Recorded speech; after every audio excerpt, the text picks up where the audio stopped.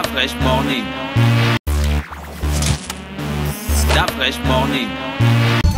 Avec Jean-Paul ce matin sur les 104.5. Jean-Paul, bonjour. Bonjour la fraîche. On parle de quoi ce matin? On va parler de 2019 nCoV, c'est le nom scientifique du coronavirus qui a été détecté en Chine le mois dernier. Il faut savoir que l'OMS a décidé hier, après une réunion de ses experts du comité sanitaire international, de déclencher une procédure exceptionnelle qu'on appelle l'urgence sanitaire internationale.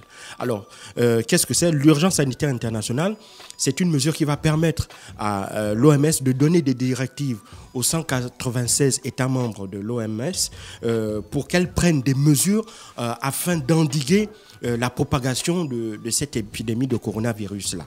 Et donc, ces mesures-là vont particulièrement concerner la détection de personnes susceptibles d'être atteintes de ce virus-là, notamment aux frontières, au niveau des aéroports, au niveau des ports, au niveau des frontières routières, afin de les détecter rapidement, de les mettre en quarantaine si l'on soupçonne que ces personnes-là sont porteuses du virus, et effectivement de mettre en place toutes les mesures adéquates à l'échelle nationale en fonction des moyens dont dispose le pays pour essayer de contenir, de confiner la maladie pour les cas qui sont déjà avérés, qui sont détectés dans le pays en question, afin d'empêcher la propagation à l'intérieur du territoire.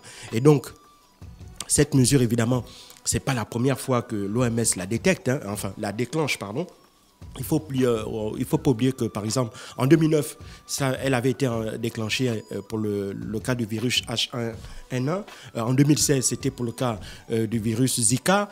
En 2016 et en 2018, c'était pour Ebola. Donc, c'est une mesure qui n'est pas nouvelle, mais qui est déclenchée lorsque l'OMS, après une enquête et après discussion avec les États du pays de départ de l'épidémie, constate que celui-ci n'a plus les capacités de confiner ou de contenir le virus ou la maladie à l'intérieur de son territoire. Et donc, c'est une forme d'alerte que l'OMS donne à l'ensemble des pays du monde entier pour leur demander de prendre des mesures pour éviter évidemment la contagion de cette maladie-là dans leur territoire. Alors il faut savoir que le virus, le 2009 nCoV, c'est un coronavirus, c'est-à-dire que c'est un virus qui s'attaque aux voies respiratoires.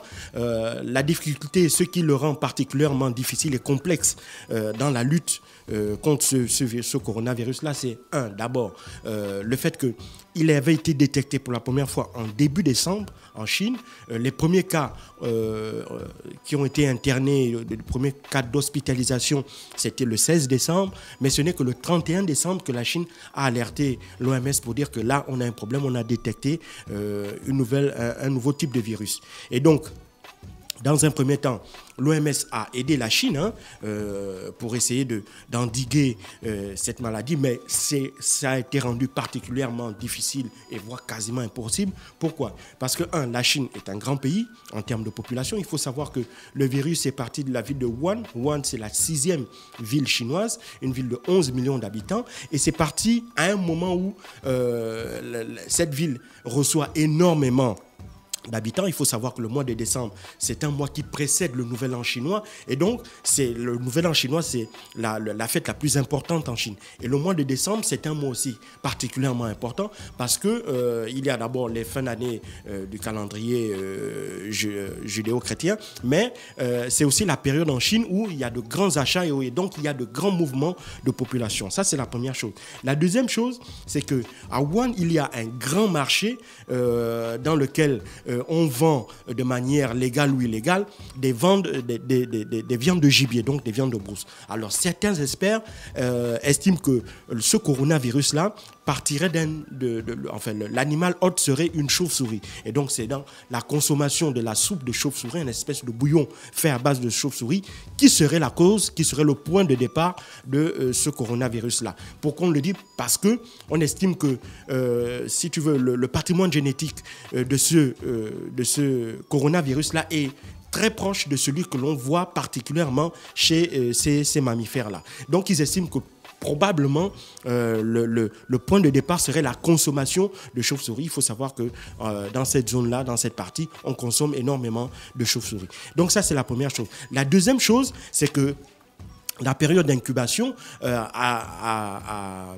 l'opposé par exemple d'autres virus comme Ebola, la période d'incubation pour le coronavirus, elle est assez longue. Elle fait en moyenne entre 15 et 20 jours, ce qui est très long. Et donc, en 15 et 20 jours, ça peut permettre à un individu de parcourir de grandes distances, donc entre le moment où il est infecté et le moment où la maladie se manifeste. Donc la période d'incubation, c'est la période où justement la maladie va se développer dans l'organisme pour ensuite se déclencher. Et donc cette période-là explique aussi le fait que des gens qui ont été infectés aient pu parcourir de grandes distances et se retrouver dans des zones qui sont aussi tout aussi très densément peuplées et ensuite transmettre la maladie.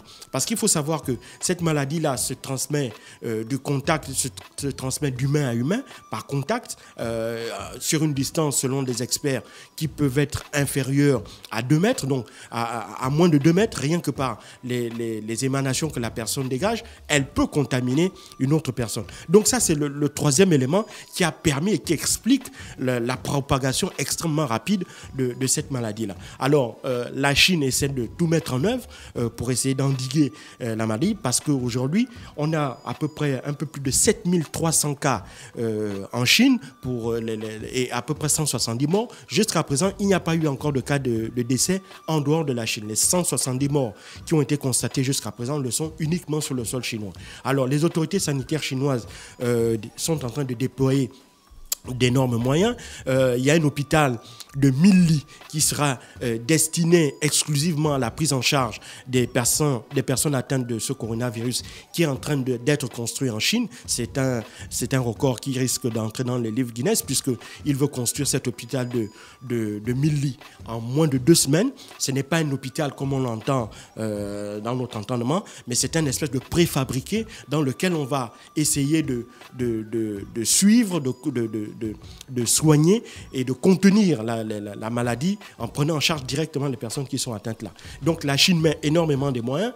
Il y a aussi des moyens qui sont développés pour essayer de trouver une méthode curative en vue de guérir de ce coronavirus-là.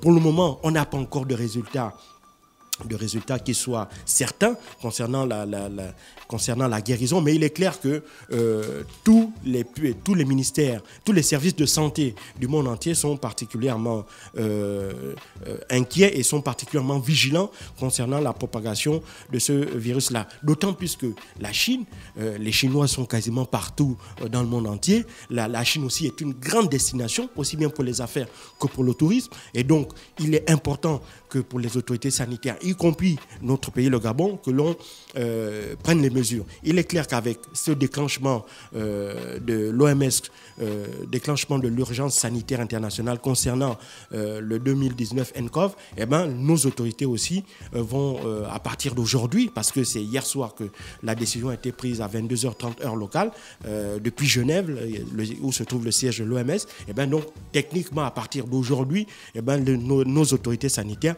devraient prendre des mesures de contrôle exceptionnel, aussi bien dans les aéroports, comme je l'ai dit, dans les ports, qu'au niveau des frontières routières. Et des populations particulières vont être suivies. Ce sont celles qui sont allées en Chine au cours des 2 ou 3 dernières semaines. Ce sont ces personnes-là qui prioritairement feront l'objet d'un suivi particulier pour s'assurer qu'elles ne sont pas porteuses de la maladie, ou bien des personnes qui reviendraient de villes ou de zones où il y a, au cours de ces 2 ou 3 dernières semaines, on vient de détecter des cas de coronavirus. Donc ce sont ces personnes-là qui seront d'abord principalement ciblées par les autorités en vue de s'assurer qu'elles ne sont pas porteuses de maladie et donc ne risquent pas, pour éviter tout risque de contagion ou de présence de ce coronavirus-là dans notre pays. Mais il est clair que le fait que l'OMS déclenche cette mesure, eh ben, ça montre qu'au niveau de la Chine, toutes les mesures que la Chine avait prises jusqu'aujourd'hui n'ont pas pu empêcher la propagation du virus à l'étranger. Mais ça ne veut pas dire, et ça c'est aussi important, ça ne veut pas dire qu'il ne faut plus aller en Chine. Hein.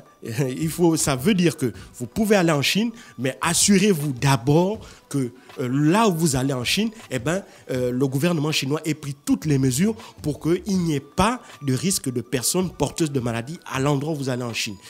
Parce que la Chine, c'est plus d'1,5 milliard d'habitants. La ville de Wuhan, elle est placée en quarantaine. C'est une ville de 11 millions d'habitants. L'ensemble des quartiers ou des structures au niveau des grandes villes, Shanghai, Pékin, etc., où on a détecté des cas de coronavirus, il y a eu immédiatement des mesures exceptionnelles qui ont été prises en charge par les autorités pour confiner ces populations-là, les mettre en quarantaine. Et puis, il y a aussi la prise en charge déjà qui est faite sur place. Même si, lorsque on déclenche une telle mesure, souvent, il y a des mesures, si vous voulez, des réactions qui peuvent parfois ressembler à des mesures qui sont dictées par la peur. Par exemple, la plupart des pays occidentaux déconseillent d'aller en Chine d'une part ou mettre en place des moyens de rapatriement pour leurs ressortissants qui se trouveraient en Chine. C'est le cas par exemple des États-Unis et de la France qui ont décidé de rapatrier leurs ressortissants. Les États-Unis ont décidé de rapatrier le maximum des ressortissants, quelle que soit la ville en Chine dans laquelle ils se trouvent.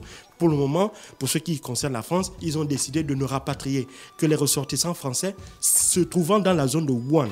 Donc, c'est vraiment deux mesures tout à fait différentes. Mais ça ne veut pas dire que c'est l'ensemble des Chinois qui soient contaminés, mais il faut être particulièrement vigilant sur cette population-là, notamment celle qui entre sur nos territoires. Mesures de précaution exigent. On doit s'assurer qu'elles ne sont pas porteuses de la maladie en ayant bien entendu tous les outils qui peuvent permettre à nos autorités ici sanitaires de pouvoir détecter ces virus-là.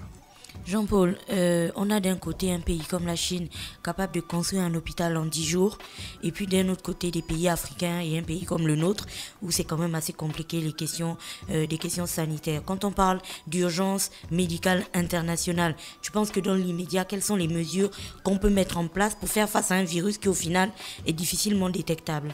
Bon, à la différence des autres pays africains, nous on a déjà une expérience en la matière. Nous avons eu Ebola à plusieurs reprises, donc nos autorités ici sur le plan national sont déjà aguerris sur les mesures à prendre en matière de lorsqu'il y a la détection d'un virus de ce cas. Donc il y a des mesures de rétention, il y a des mises en quarantaine qui sont mises en place. On a les outils, on a la chance de disposer d'un grand laboratoire international à Franceville. Donc tout ça fait que le CIENF, donc tout ça fait que au niveau du Gabon, on a l'expérience, on a l'expertise et on a la capacité de prendre des mesures immédiatement pour pouvoir confiner cette maladie au cas où elle pourrait apparaître. Et on a suffisamment également de connaissances pour pouvoir nous assurer que s'il y a un cas qui est détecté, on puisse rapidement le confiner et empêcher qu'il y ait la propagation sur le reste de la population. Maintenant, est-ce que c'est le cas des autres pays du continent africain? Je ne pense pas, parce qu'il y a des pays où malheureusement, lorsque le cas apparaît pour la première fois, on l'a vu par exemple en Guinée-Conakry, lorsque le virus Ebola était apparu en 2018, ça avait immédiatement causé plusieurs dizaines, voire des centaines de morts. C'était la même chose au Libéria ou en Sierra Leone. C'est parce que c'était la première fois que ces pays-là étaient confrontés à une telle réalité sanitaire. Mais notre pays, nous, ce n'est pas la première fois que nous faisons face à des virus d'une telle ampleur, avec un taux de mortalité assez élevé tel que celui-là. Il faut savoir que le taux de propagation déjà du virus de 2019 nCoV, il est 2 fois plus virulent que le virus Ebola. Et il faut savoir que le temps d'incubation étant plus long, donc le risque de pouvoir se diffuser sur un nombre de personnes plus important est aussi plus élevé. Donc, mais nous, on a la chance d'avoir déjà et les compétences et les expertises et tous les équipements qu'il faut pour pouvoir prendre des mesures pour pouvoir endiguer un tel phénomène si jamais il se produit sur notre territoire. Pas besoin de paniquer alors? Non, pas du tout. Merci Jean-Paul avec nous ce matin sur les 104.5 Urban FM, la station urbaine dans l'UDA Fresh Morning, le réveil matinal au plus de la capitale sur la radio. La plus haute de la capitale, restez connectés, on se retrouve juste derrière dans quelques minutes avec Gina qui est déjà dans le studio des 104.5 Urban FM, la station urbaine. Stop Fresh Morning.